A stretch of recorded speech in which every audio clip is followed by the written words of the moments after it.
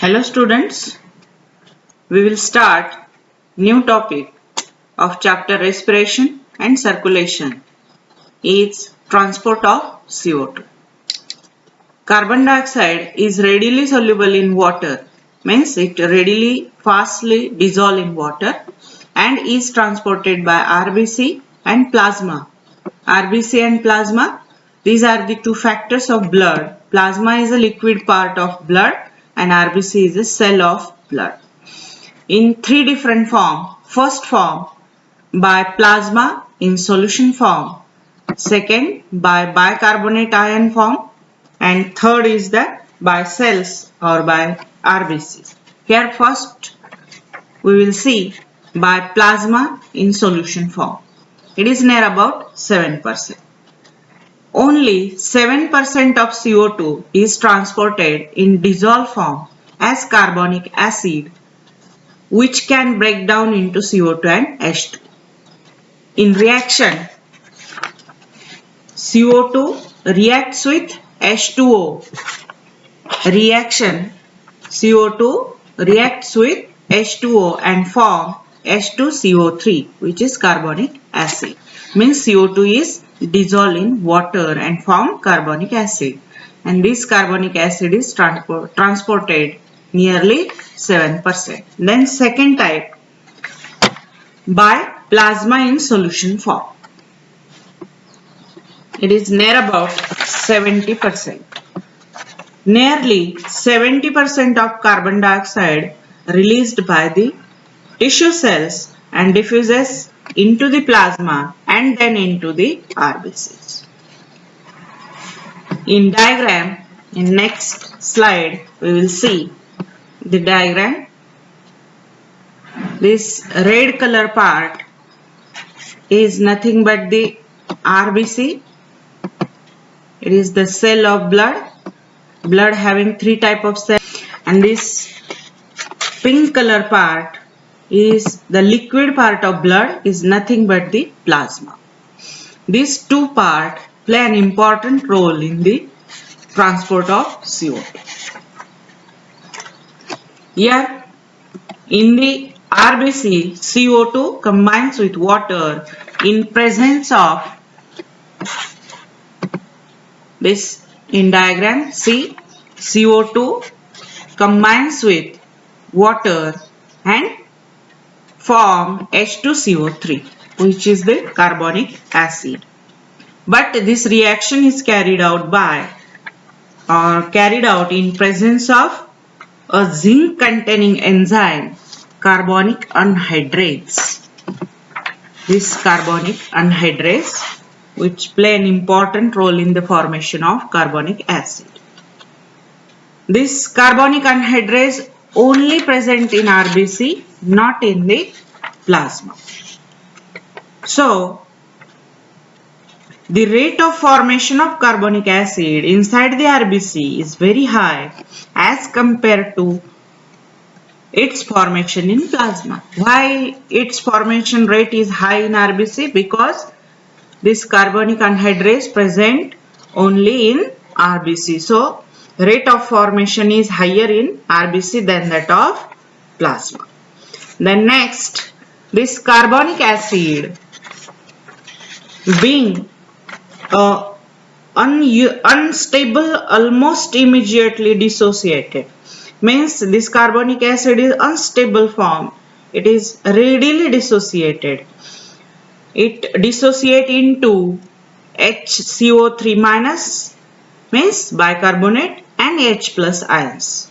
This also carried out by carbonic anhydrase enzyme. Here, this reaction forms number of ions of HCO3. There is a large accumulation of HCO3 inside the RBC. म्हणजे थोडक्यात हा जो CO2 आहे तो H2O शी react होतो in presence of carbonic anhydrase enzyme आणि H2CO3 म्हणजे कार्बोनिक ऍसिड तयार होतो. कार्बोनिक ऍसिड परत ब्रेकडाऊन होतो HCO3 मायनस आणि H प्लस मध्ये म्हणजे बायकार्बोनेट आणि H प्लस आयन्स मध्ये. in presence of carbonic acid, carbonic anhydrase enzyme.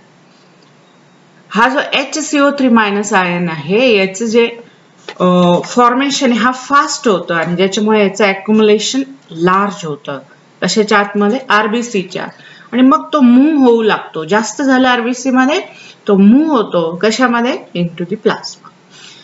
It thus move out of RBC. This would bring about imbalance the charge inside the RBC.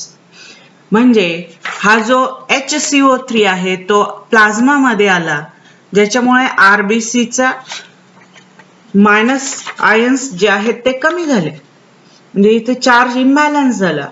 मग हा charge balance करण्यासाठी maintenance or to maintain the ionic balance between RBC and plasma, this Cl minus means chloride ions diffuses into the RBC. बघा कशात गेलेत हे कशात दाखवले आपण ते गेलेले Cl minus RBC च्या आत ते आयन्स बॅलन्स करतायत HCO3 बाहेर आला तर Cl minus आत गेला RBC मध्ये म्हणजे आयोनिक बॅलन्स केला गेला. This movement of chloride ion from plasma to RBC, this is called as chloride shift or this is also called as Humber's phenomenon. यालाच काय म्हटलं जातं chloride shift किंवा Humber's phenomenon. Okay. Then this HCO3 minus that comes into plasma हा जो HCO3 minus बाहेर आलेला आहे हा बाइंड होतो एक तर तो बाइंड होईल सोडियमशी किंवा पोटॅशियमशी and form NaHCO3 and KHCO3 means sodium bicarbonate and potassium bicarbonate. HCO3 minus हा प्लाझ्मा मध्ये सोडियमशी रिएक्ट झाला तर सोडियम बायकार्बोनेट तयार होतो आणि HCO3 मायनस जर K+ शी रिएक्ट झाला तर HCO3 म्हणजे पोटॅशियम बायकार्बोनेट तयार होतो to maintain pH of blood. कारण हे आयन्स काय तयार करू शकतात ऍसिडिक कंडिशन म्हणून pH बॅलन्स करण्यासाठी हा Na+ किंवा K+ शी रिएक्ट होतो. Then this remaining H+ ions here this HCO3 तर बाहेर आला परंतु आतमध्ये राहिले हे H+ ions. This H+ ions taken up by protein. Which protein? Hemoglobin. Hemoglobin is present in RBC. This H+ ions taken up by protein hemoglobin and form reduced Hb means HHb.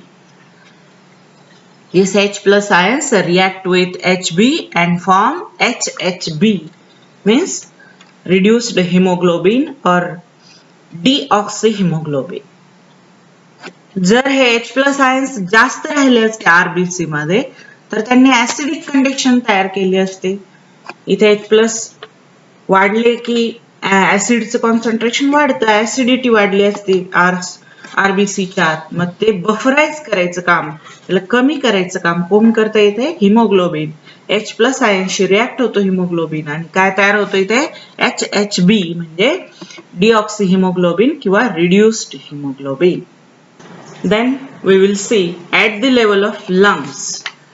First reaction at the level of tissue. Here we see at the level of lungs. Second diagram is for oxygen pickup and carbon dioxide release into the lungs. This is the lungs level. This is opposite reaction to upper side. वरचे जे पाहिले आपण reaction त्याच्या अगदी opposite आहे इथे. इथे पाहिले आपण हा टिश्यू आहे इकडे टिश्यू सेल्स ज्या टिश्यू सेल मध्ये कार्बन डायऑक्साइड तयार होतो आणि तो कार्बन डायऑक्साइड कशामध्ये येतो ब्लड मध्ये प्लाझ्मा मधून तो आरबीसी मध्ये आल्यानंतर तो इथे बायकार्बोनेट मध्ये फॉर्म झाला वगैरे आपण सगळं पाहिलंय. म्हणजे टिश्यू मधून आरबीसी मध्ये. इकडे आता बघायचं आपल्याला हा या आरबीसी मधून हा CO2 लंग्स मध्ये, सॉरी आरबीसी मधून हा आरबीसी मधून लंग्स मध्ये रिलीज केले जाईल CO2. हे ब्ल्यू एरोज जे दिसत आहेत आपल्याला हे दाखवत आहे आरबीसी मधून CO2 कुठे येणार आहे, लंग्स. हे अगदी अपोजिट आहे दोन्ही एकमेकांचे रिएक्शन. बघूया आपण. At the level of lungs in response to low partial pressure of carbon dioxide or PpCO2 of alveolar ear. बघा इथे दिसते आपण हा जो रेड एरो दाखवलाय हे अल्व्हिओलार इयर आहे. याच्यामध्ये CO2 चं जे कॉन्सन्ट्रेशन आहे ते कमी आहे ऍज कम्पेअर टू आरबीसी किंवा ब्लड मध्ये. ब्लड मध्ये CO2 चं कॉन्सन्ट्रेशन PpCO2 जास्त आहे. आपण पाहिलेले ऑलरेडी हे अल्व्हिओलार लेवल ची जी इयर आहे त्याच्यामध्ये असतात 40 mmHg CO2 PpCO2 किती आहे 40 mmHg. तर इकडे किती आहे 45 mmHg. हे आपण पाहिलेले. म्हणजे इकडे हाय आहे आरबीसी मध्ये किंवा ब्लड मध्ये PpCO2 ची लेवल, तर अल्व्हिओलार रिजन मध्ये लो आहे. ह्या लो रिजनच्या रिस्पॉन्स मध्ये हे जे हायड्रोजन आयन्स आहेत, जेव्हा पार्शियल प्रेशर CO2 चं कमी असेल तेव्हा हे जे H+ आयन्स आहेत ते परत या HCO3- शी रिॲक्ट होतात. म्हणजेच बायकार्बोनेटशी ते रिॲक्ट होतील आणि काय तयार होईल, हा carbonic acid. This H+ ion react with HCO3- and form H2CO3. याच्या वरच्या अगदी अपोजिट रिॲक्शन म्हणजे बायकार्बोनेट आणि H+ आयन्स रिॲक्ट होऊन हा कार्बोनिक ऍसिड तयार होईल. This is also carried out by carbonic anhydrase enzyme. ह्या एन्झाइम मुळेच ही रिॲक्शन होते. Then this HCO3- again release CO2 and H2 by the influence of carbonic anhydrase. हा एन्झाइमच्याच इफेक्ट मुळे, इन्फ्लुएन्स मुळे हा कार्बोनिक ऍसिड कशामध्ये डिसोसिएट झाला, CO2 and H2. This CO2 is then released into alveolar ear. हा बघा मोठ्या बाणांनी इथे दाखवलेले रेड, त्याच्यामध्ये दाखवतो आपण ब्ल्यू एरोज आहेत. हा CO2 बाहेर आला कशामध्ये, अल्व्हिओलार एअर. जी एक्सहाल्ड एअर आहे, आपण जी हवा बाहेर टाकणार आहे नाकामधून त्याच्यामध्ये हा आता मिक्स झाला CO2. म्हणजे CO2 बाहेर टाकून दिला फायनल.